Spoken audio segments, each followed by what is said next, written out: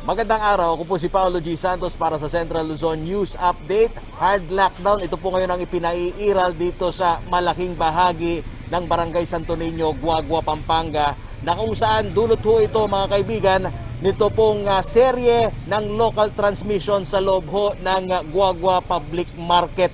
At nauna nang hong binanggit ng lokal na pamahalaan ng Guagua na 13 po ang kumpirmado ng COVID-19. Habang sa initial ho nilang pagsasagawa ng contact tracing, umabot ho sa 30 itong close contact ng mga naturang nagpositibo sa COVID-19. Sa initial din na impormasyon ng lokal na pamahalaan, sinisikap din ho nila na maipatupad ito hong curfew hours na mula po alas 9 ng gabi hanggang alas 5 ng umaga. At No Man's Island din itong bisinidad ng Guagua Public Market.